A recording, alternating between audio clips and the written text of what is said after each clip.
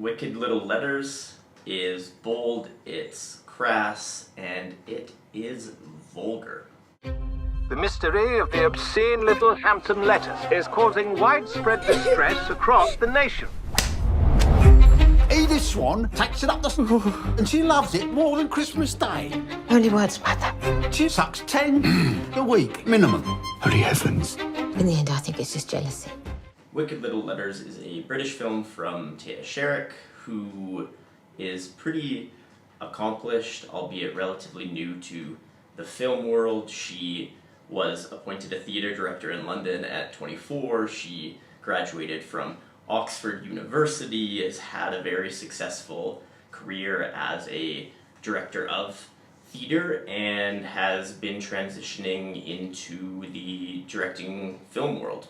Wicked Little Letters is her third feature film, although her fourth feature film is coming out on the same day on Netflix as Wicked Little Letters is being released in the United States, so going to be a pretty big day for Sharrock. That fourth feature, The Beautiful Game, that's coming out on Netflix on March 29th, is based on a true story following a essentially homeless England football team as they prepare for the Homeless World Cup. Wicked Little Letters is also based on a true story, and this one stars Olivia Colman, the legend, and Jessie Buckley, soon kind of becoming a legend in her own right. It had its premiere all the way back on the Fall Festival circuit at the Toronto International Film Festival and was released in the UK in February, but it is now coming to theaters in North America, scheduled for a limited release March 29th and then for a wider release on April 5th. As I mentioned, it stars Olivia Colman and Jessie Buckley as two friends turned foes, their characters being about as polar opposite as one can get. The premise of the film, which again is based on true events, is that in this little town of Littlehampton in the south of England, these wicked little letters, these very rude, very vulgar letters start arriving. First directed toward Olivia Colman's character, Edith Swan, but then soon being directed toward about everyone in this little town.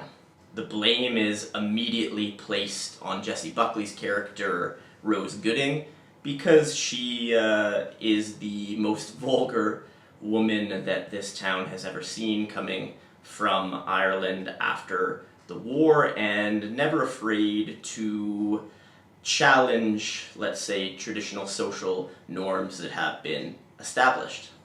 Coleman's character, on the other hand, is a devout Christian who is single and still living at home with her parents, and so these characters are set up to essentially foil each other. I watched this one in a packed theater where there was literally not a single seat that was empty, and so that may have a little bit of an impact on how I view the film, but I was laughing pretty much through the runtime, and the entire crowd was. That being said, Wicked Little Letters is essentially one joke that is repeated throughout the entirety of the film. It's a pretty good joke and it continues to land, so it ultimately does have some success.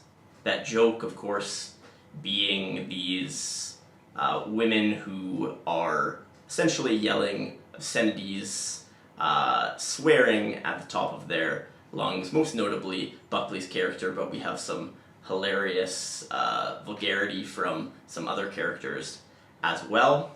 And these supporting characters are not exactly well-rounded. They're not deep, they're not thoroughly explored, they're more or less caricatures. And that's representative of the film on the whole. This is not a movie that is a really deep and thorough character study. We pretty much know who these characters are. They are hyperbolized, and that's all part of the joke. And, of course, while this hyperbolization of their personalities lends itself quite well to humor. It does take away from any sort of dramatic or emotional connection that we might try to have to the plot or the characters. The film has no real exposition and just jumps right in to the jokes and jumps right into the conflict, which is wonderful. You find yourself laughing within the first minute, but then as we go through the second act and into the third act, when there needs to be some sort of dramatic tension, it's not really there. Sure, we are rooting for Jessie Buckley's character, but there's no particularly deep investment in her character or in these other characters. We're mostly just sitting through a fun, kind of joy, swear-riddled ride. And of course that means that any kind of themes are not super well developed. There's obviously some female empowerment being showcased here, although it's quite surface level and doesn't really bring anything new to the table. At the end of the day, it's a fun ride. It's, I think, very difficult not to enjoy, at least on some level.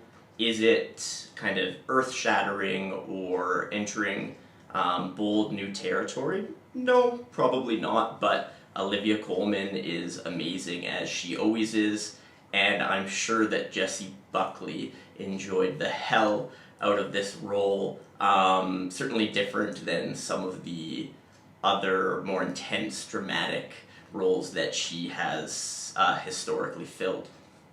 Thanks so much for watching. If you did watch the whole video, very much appreciated. Do the like thing, the comment thing, the subscribe thing, all very helpful. And when the next one comes out, you can watch that one too. Thanks.